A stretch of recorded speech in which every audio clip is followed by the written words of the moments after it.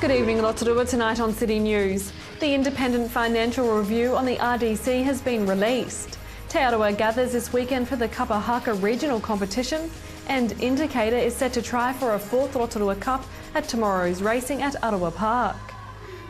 Mayor Steve Chadwick has welcomed the findings of an independent review of the council's reporting processes. The review was undertaken by PricewaterhouseCoopers and released to council yesterday. The review focused on financial reporting during the previous long-term and annual plan processes after a debt blowout was discovered late last year. At a media conference yesterday afternoon, Mrs Chadwick says the recommendations will form part of an implementation program led by Councillor Janet Wepper. And some wonderful recommendations in this report, 16 recommendations that will be referred to Councillor Wepper's committee, and some discussion and analysis of those recommendations are going to give us a very clear way forward. So for me, it confirms that it was a very wise move to call for a financial review report into concerns that we had and needed to put past us, put it behind us, so that as a new council now with no longer a new Chief Executive and Financial Officer, that we've gained reassurance from PricewaterhouseCoopers that we're on the right track now. And Mayor Chadwick isn't ruling out rate increases to help council's financial situation. It's cutting our expenditure within the organisation, so it's a bit of a three-legged stool. It's cutting our capital program, which we've done, so stripping out some expenditure within council. It's also the reorganisation and realignment of council, but rates rises, unfortunately, are the third leg of the stool. RDC Chief Executive Jeff Williams said that there will also be savings made within council to save money. So over the last few months, what we've been doing is really re-looking at an affordable capital works program. Now, unfortunately, that means that we're probably going to do something like 30% less than what had been originally planned, which is quite a significant reduction. A copy of the review into the council financial reporting will be made available on the council's website. Te Arawa gathers this weekend for the Kapahaka Regionals. 21 teams are competing at the Energy Events Centre for the 6 spots available to represent Te Arawa at Te Matatini in Christchurch next year. And in sport tonight, Rotorua face top-of-the-table Te Puke Sports this weekend in the Premier Division of the Baywide Rugby competition. Rotorua's head coach Kevin Lee says the team is looking forward to going up against Te Puke to get an idea of where they really are in the standings. Rotorua is currently placed 3rd, with Whakarewarewa at 5th in the Baywide competition. The race for the Rotorua Cup is on tomorrow at Rotorua Park. Racing again this year for part of the $70,000 purse is Indicator, who has won the race 3 times in the last 4 years. That's quite a record. Indicator will be up against 13 other horses tomorrow. The Rotorua Cup is race 6 on the card, starting at 2:31 p.m. Now to your weather. Tonight, the forecast is occasional showers, northwesterly winds and an overnight low of 6. And a full forecast of the weekend's weather is coming up thanks to Met Service straight after City News. For program listings or to watch City News again, visit our website tvrotorua.co.nz, and remember to check out our Facebook page TV Rotorua for City News updates. Coming up in tonight's program, Kitty Danielle checks out preparations for the Te Arawa Kapahaka regional competition. Wayne Douglas is at a school holiday program and performance held last week. And we're at the Porphyry for Richard Jeffries, the new Director of Partnerships and Planning at Waiariki Institute of Technology.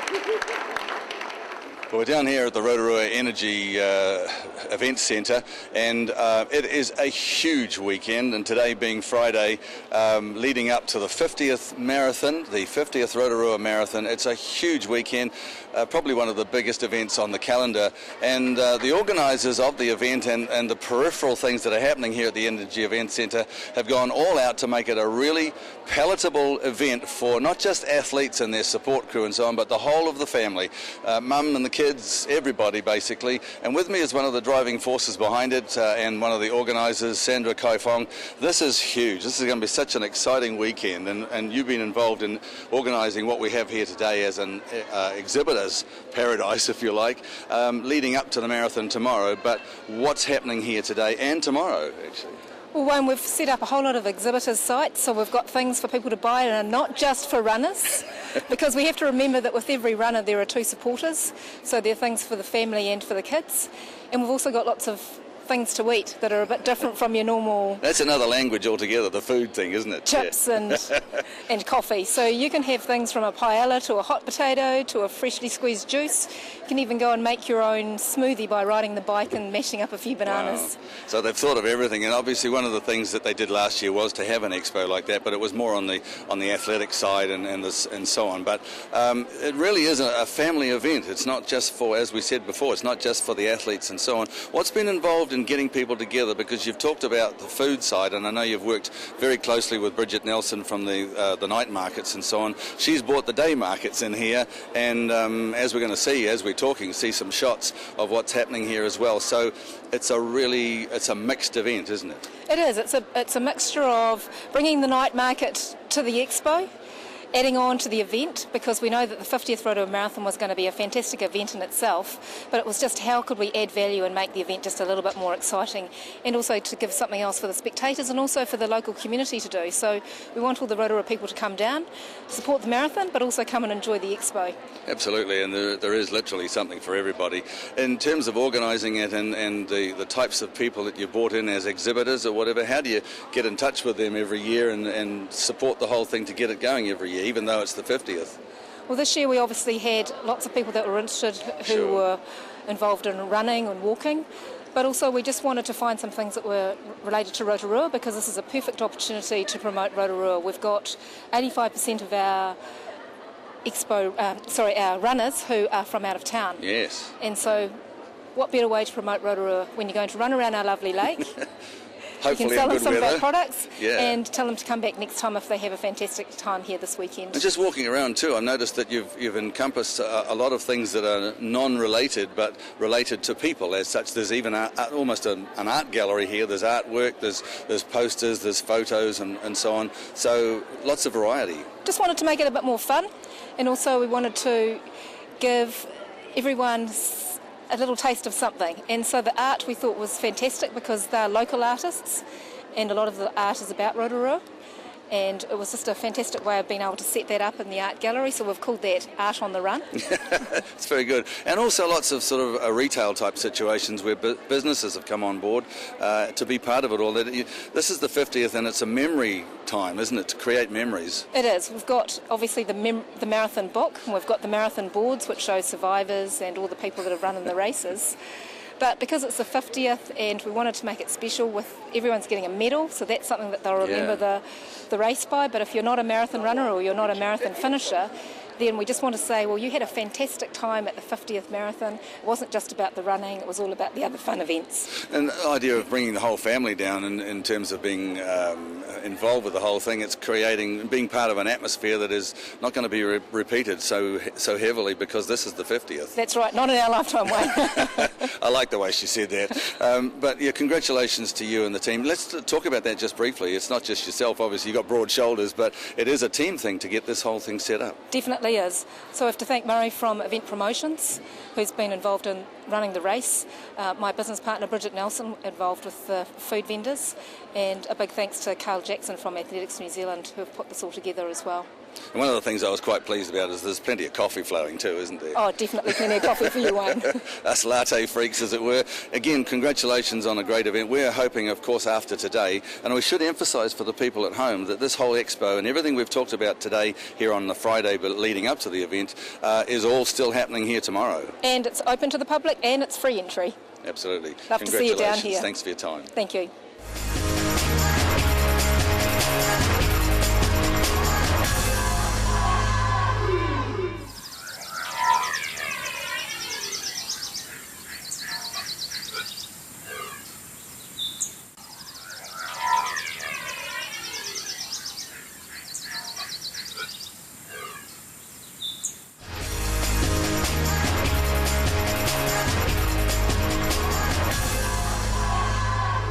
I have a question for you.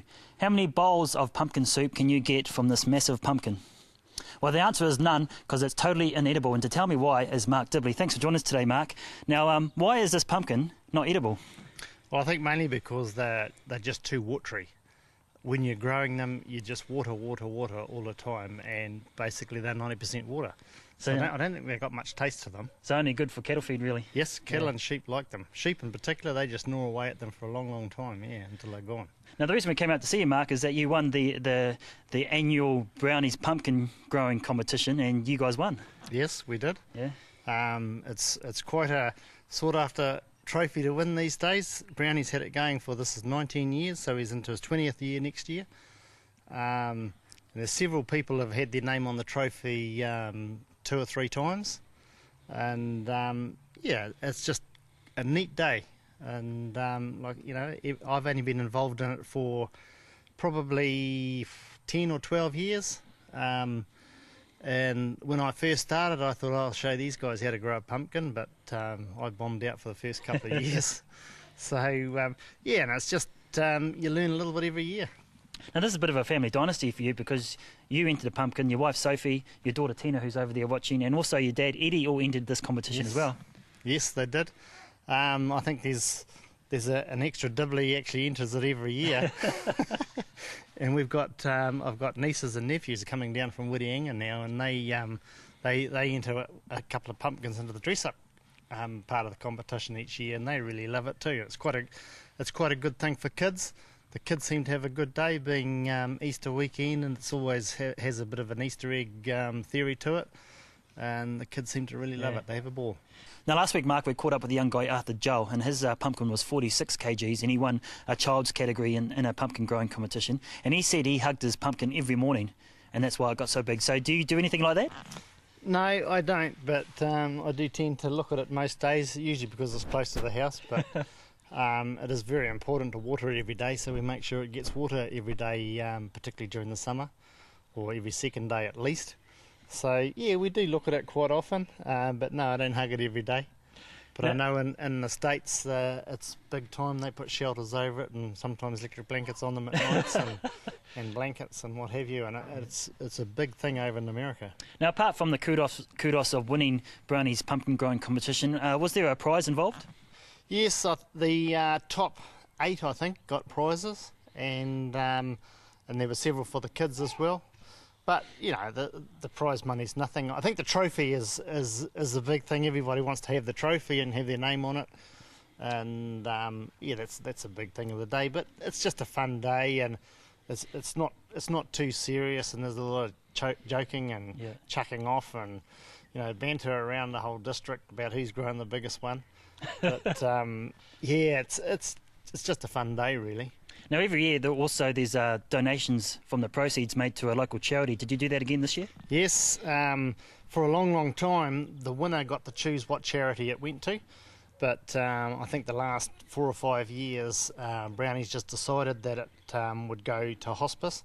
So that's a good charity on its own. So every year he makes sure he raises $1,000. I think he gets $800 from entries, and then just has a bit of a raffle around on the day and picks up another $50 here and there, and he rounds it up to $1,000. Oh, that's a good amount, isn't it? And he gives them $1,000 every year. And there's a lot of businesses around, particularly in Ngongataha, that donate prizes, and there's always quite good prizes there, really. Yeah. First prize gets a half a ham from Creans in Rotorua, and just a little bit something special, I suppose, for the first prize getter, as well as the trophy. Now, before we go, Mark, is there any advice you'd like to give some of our viewers if they're keen to get into some pumpkin growing? Yeah, well, I don't know. I'm certainly not the expert at growing it. I had a disaster last year. I thought I was going to show them all how to grow pumpkins, and you fertilise it too much at the start and you kill them. So they need a lot of fertiliser and they need a lot of water, but at the beginning I don't think they need too much. But once they get all their leaves and that growing, they do take quite a bit. But no, everybody's got their own little secret remedies, and I don't know. There's probably a lot of secrets out there that nobody's going to tell either. All right, Mark, we'll have another look at these pumpkins because they are pretty amazing. There's 4 of them here, so we'll leave it there and we'll catch up with you next year when you win. Yeah, well, it's his 20th next year, and he's going to go all out. He reckons he's going to have a bit bigger event next year, so prize money might be bigger too, so awesome. I'll have to work a bit harder. All right, appreciate your time. Thanks, Mark. Yeah, thank you very much.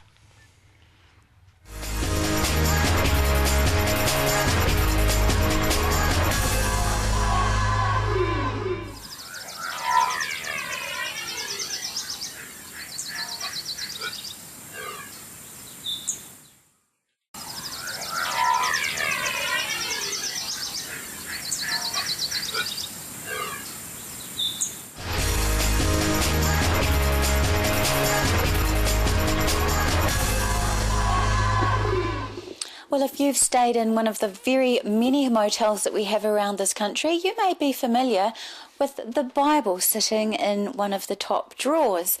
And the Gideon Association that put them in there, and I'm joined now by 2 of the members here in Rotorua. We're at St Andrew's Church on the corner, and you have both been very busy men. Can I get you first to introduce yourselves? I'm Melvin Bowen, and I happen to be the camp chaplain, but I'm a member of Gideon's International. Nice. I'm David Brackfield, and I'm the president of Rotorua Camp and a member of Gideon's International as well. And so you look like smiley chaps. You've been doing a bit of work lately to get some good news out to people. Can you tell me a little bit about it?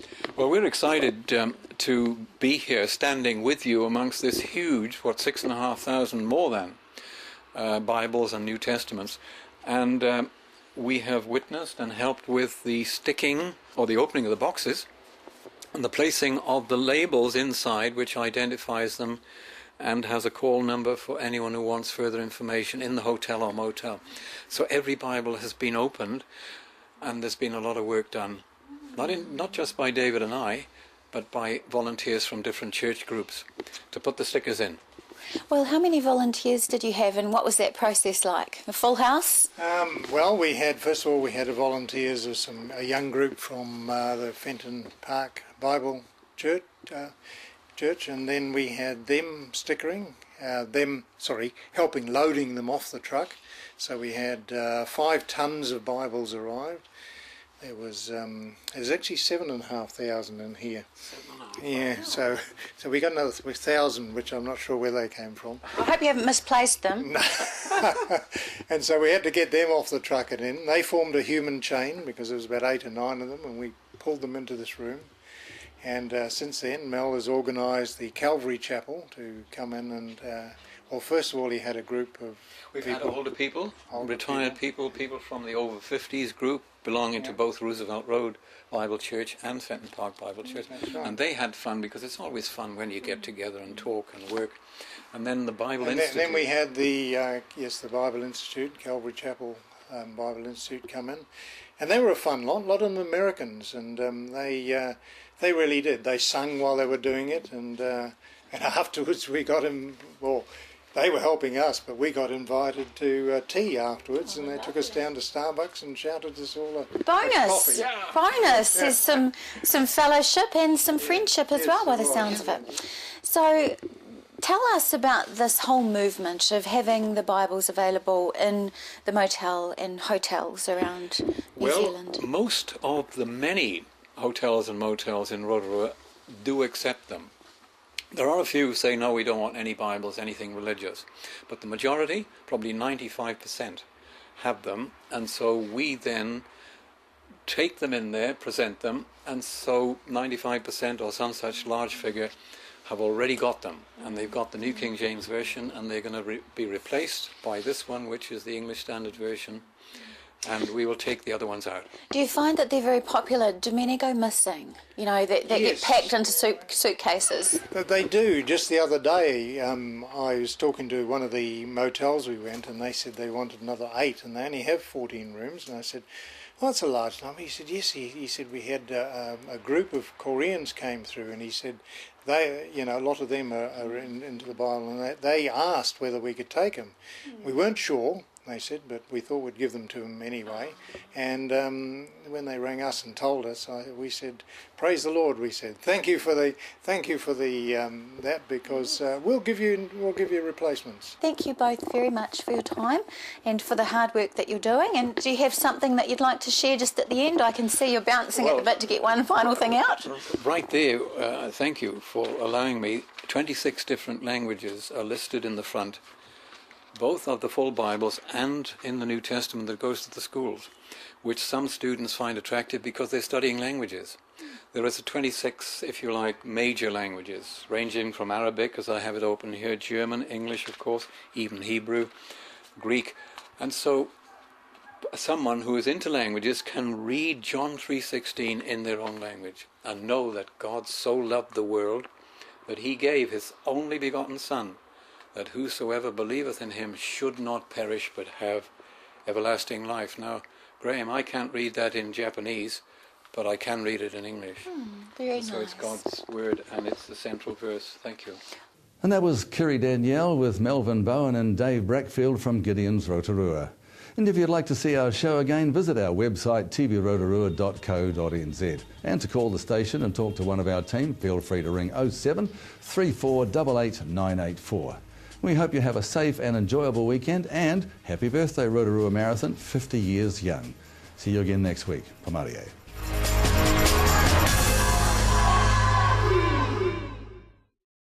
Supporting local content so you can see more of New Zealand on air.